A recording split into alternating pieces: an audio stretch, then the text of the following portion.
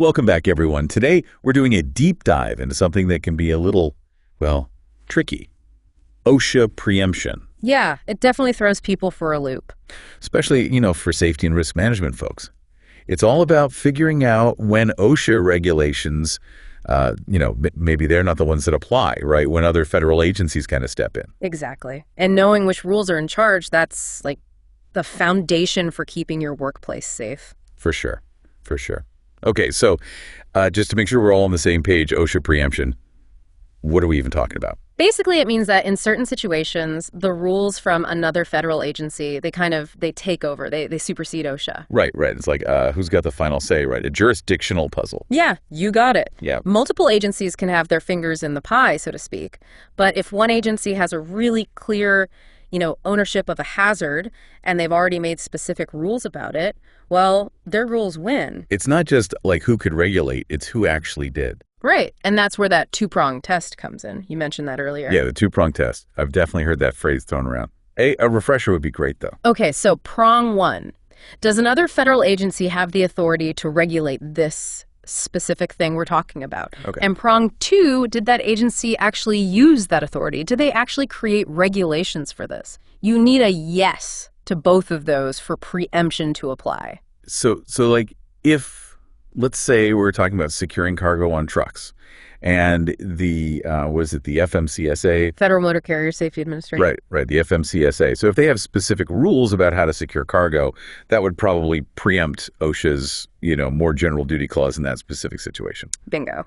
The FMCSA, they have that authority, and they exercised it. They made those cargo rules. OSHA wouldn't really step on their toes there. It's kind of wild, right? How many agencies are involved in this whole, safety web? DOT, obviously, but then you got like the EPA. Yeah. The Nuclear Regulatory Commission, even ATF. I mean, that's a lot of players. Oh, yeah, for sure. The BATFE, for example, they would get involved if you're dealing with explosives, right? There are regulations on handling explosives. Those would likely preempt OSHA's general industry standards on that. It's all about that specialized knowledge and whether an agency has actually made specific rules. Right. It all comes back to those two prongs. So it's not like a one-size-fits-all situation, which agencies, it really depends on the hazard, the industry, the specifics. So I'm curious, though, is it always federal agencies? For preemption, I mean. Almost always. The one exception you might see is state agencies, but only when they're enforcing regulations under the Atomic Energy Act. That's the only time a state agency can trump federal OSHA, so to speak. Yeah. But, 99% of the time, you're looking at federal regs. Got it. Okay, so we got the players, we got the two-prong test, but how does all this actually play out in, the real world? What if an agency has the authority, but they haven't actually, written any rules about something? Does OSHA still have a role? Oh, absolutely. That's why that second prong is so important. Just because an agency could regulate something doesn't mean they have. If there are no specific regulations from them, then OSHA can still step in. So it's all about being really specific, knowing exactly what's been addressed by who. For safety pros, I mean, we really got to be on top of our game, huh? Knowing the broad strokes isn't enough. You really got to dig into the nitty-gritty. 100%. The devil is in the details. Knowing where OSHA fits into the picture, it's mission critical for anyone in safety and risk management. Okay, so let's say we figured out that another agency's rules are, they're the ones that apply.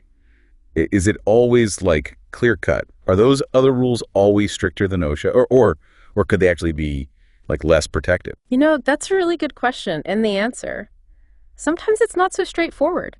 There are definitely situations where an agency's rules are, a bit more relaxed than OSHA's, or maybe they don't enforce them as strictly. And here's the kicker. Even in those cases, preemption still wins. Really? Even if it seems like it would be putting workers at more risk. Yeah, it can feel kind of counterintuitive, but the courts have been pretty consistent on this. If an agency has exercised its authority, those are the rules, even if they might not be as protective. So it's not about shopping around for the strictest rule. You got to follow the preempting one, even if you might not love it, adds a whole other layer of complexity for for safety folks. Yeah, definitely. It really emphasizes how important it is to be aware of these potential conflicts, and to really advocate for strong worker protections, even within the framework of preemption. Right. Okay. So we've talked about different agencies, how preemption isn't always about the strictest rule. Yeah. But what about the form it takes? Is it always super formal, like published in the Code of Federal Regulations? Well, the CFR is a big one for sure, but preemption can be a little more, well, a little more subtle. There are less formal ways it can pop up. Less formal.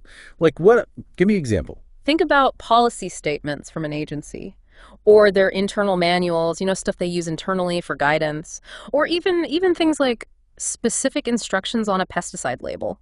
If it's been approved by the EPA. Hold on. Are you saying like a pesticide label could actually overrule an OSHA standard for like farm workers handling those chemicals? Yep, that's right. If the EPA has given that label the thumbs up, it's considered them exercising their authority.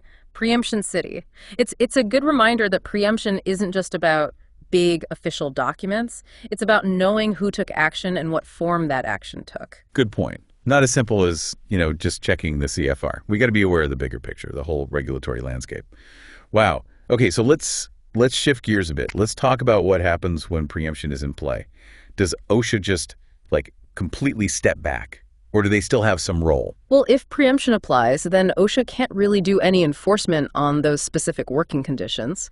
Can't issue citations for stuff covered by another agency's rules. Their hands are tied. So if an employer is in an industry that's, heavily regulated by another agency, like transportation, for example, could they use preemption as a like a get out of jail free card to avoid OSHA citations? Not so fast. It's not that simple. They can definitely try to use what's called a Section 4B1 defense, basically saying, hey, OSHA, not your jurisdiction. But they have to prove that the other agency has specifically addressed that thing, the specific hazard, and that they, as an employer, are actually covered by that agency's enforcement. So it's not just saying DOT regulates me, so OSHA buzz off. Exactly. Got to be a clear connection between that preempting regulation and the specific hazard at play. It's all about specifics. Man, this is giving me a lot to think about. Okay, one more thing before we move on. What about OSHA's record-keeping rules? Does preemption affect those too? Or does OSHA always get to have their paperwork? OSHA generally says that most of their record-keeping stuff, it's not subject to preemption. But there's a potential exception for injury and illness records. If another agency has their own way of doing things, then that might be what you got to follow. So if, for example, like MSHA, the Mine Safety and Health Administration, if they have a specific way for mines to keep track of injuries, OSHA might say, okay, use their system. Exactly. But this can be a little bit of a gray area. If you're not sure, getting legal advice is always a good idea, especially when preemption might be a factor. Yeah, better safe than sorry, right? Especially when it comes to record keeping. Okay, this has really been eye-opening, all this legal stuff about OSHA preemption. I'm wondering, though, are there ever situations where other laws, like, actually step in and prevent preemption? It seems like there could be some loopholes if an agency's rule was, like, way weaker than an OSHA standard. You bring up a really important point. There are these things called reverse 4B1 provisions, basically specific parts of other laws that can actually block OSHA preemption from happening. Reverse 4B1. Sounds like lawyer talk to me. Can you break that down? Think of it like a trump card against preemption. Some laws, like the Clean Air Act or TOICA, the Toxic Substances Control Act, they have these provisions that basically say, hey, even though we have regulations in this area, that doesn't mean OSHA can't also enforce their standards. So even if the EPA sets air quality standards, OSHA could still cite an employer for, not providing respirators. You got it. Those reverse 4B1 provisions, they act as a safeguard, making sure that worker safety is still being addressed, even in areas where other agencies have the main authority. It's kind of like creating a stronger safety net. Okay, that makes me feel a little better. Yeah. So there are some checks and balances, to keep preemption from creating gaps in protection. Okay, so we've talked a lot about federal OSHA, but I know some states have their own, state-run OSHA programs. Does this whole preemption thing work the same way for them? It's a bit different with those state plans. Right. Section 4B1, the actual federal law, it doesn't directly apply to them. But some state plans might have, similar language written into their state laws. So preemption could still happen at the state level. So it's possible a state OSHA program might defer to another state agency's rules, If that agency has the authority and, has actually made rules. Yeah, that's right. And don't forget, federal laws can still directly preempt state regulations, including those from state plans. It gets pretty complicated. It definitely does.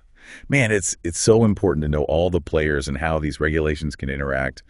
Okay, before we wrap up this part of our deep dive, one more thing. Federal agencies themselves, as employers, do they have to follow OSHA rules? You bet they do. Generally, federal agencies are required to comply with OSHA. But of course, there's a but. There's always a but, right? Right. So if another agency's regulation is in conflict with an OSHA standard and that other regulation is considered more protective, then the federal agency as an employer, they have to follow the more protective one. So it's kind of like preemption in reverse, where the strongest regulation wins, even for the feds. Exactly. It's all about making sure that even federal agencies as employers, they're held to a high standard for safety. This has been so insightful. I'm already looking at OSHA preemption in a whole new light. But I got to ask, if this whole process can be so complex, how can safety and risk management professionals, people like us, how can we be sure we're using the most up-to-date, the most relevant regulations? That, my friend, is the million-dollar question. And it's something we'll dig into more when we continue our deep dive. Stay tuned. So before we got into all the details, you asked a great question. How can safety professionals really stay on top of this whole OSHA preemption thing? Yeah, it can definitely feel overwhelming, especially with all the different agencies and the nuances.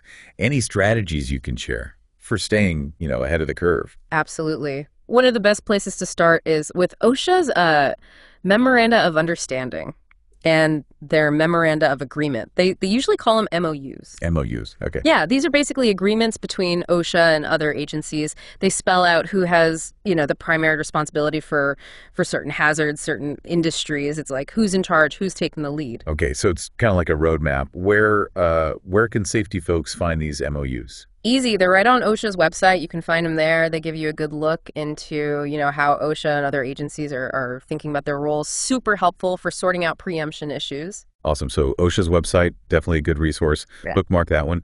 What about other tips for staying informed besides the MOUs, I mean? Continuous learning. Honestly, that's the key. You got to stay current because the regulatory landscape, it's always changing. Subscribe to newsletters, go to webinars, get involved with professional organizations like ASST, the American Society of Safety Professionals, that kind of stuff. Right. So it's about being, proactive, doing your research, always learning. It's almost like being a detective, right? You're piecing together this regulatory puzzle. Perfect analogy. That's exactly what it is. A curious mind and a commitment to always learning. That's crucial for anyone in safety, especially when you're dealing with something as tricky as preemption.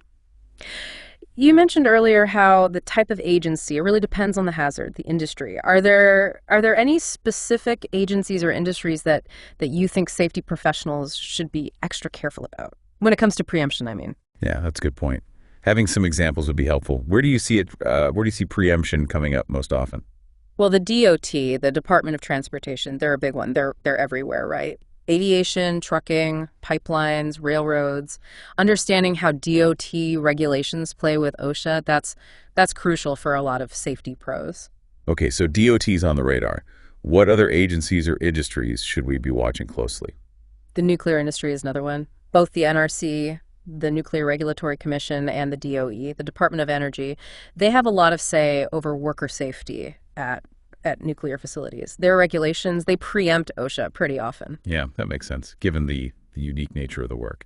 Any other areas that stand out? Maritime operations can be tricky. The Coast Guard, they have a whole bunch of regs for vessels, and preemption comes up a lot there too. Got it. DOT, nuclear, maritime, key areas to keep an eye on. So as we start to wrap up our discussion, any final thoughts you want to leave our listeners with? I guess the main thing is preemption. It doesn't mean that worker safety is any less important. It's just about knowing whose rules apply in a particular situation. So don't be afraid to ask questions, get advice from experts if you need to, and always prioritize the well-being of your workforce. Couldn't agree more. It's about being informed, being proactive, and ultimately making sure workers are protected. No matter what agency's rules are in charge, This deep dive has been fantastic, really insightful. Hopefully, our listeners have a much better understanding of this whole OSHA preemption thing. And to make things even easier, remember that this deep dive is brought to you by Safety OneSource, your one-stop shop for staying up to date on everything safety and risk management. Exactly. DOT regulations, nuclear safety, maritime compliance, Safety OneSource has got you covered. Okay, before we sign off completely, I want to leave everyone with one final thought, something to chew on. We talked about the two-pronged test, the different agencies, those reverse 4B1 situations. But here's the challenge. In this whole web of potential preemption, how can safety and risk management professionals really be sure that they're always using the right regulations, the ones that are relevant to their specific workplace? That's a question everyone in safety should be asking themselves, and asking it often. It's not enough to just, to know about preemption. In theory, you got to be on your toes, doing your homework, staying ahead of those changes. So what's the takeaway? What's the one thing our listeners should remember? Don't just assume. Yeah. Don't just go with what you've always done or take someone's word for it. Really dig in, do the research, make sure you're using the right rules for your specific situation because, it matters, right? Your worker safety is on the line. Absolutely. Investigate, don't assume. Great advice. This has been really eye-opening. I think our listeners, they've got a much better grasp on OSHA preemption now. And like mentioned, Safety OneSource is a great resource if folks want to learn more. Be sure to check them out, and OSHA's website too. Remember those MOUs we talked about? Those are helpful. Keep learning, keep asking those questions, and most importantly, stay safe out there.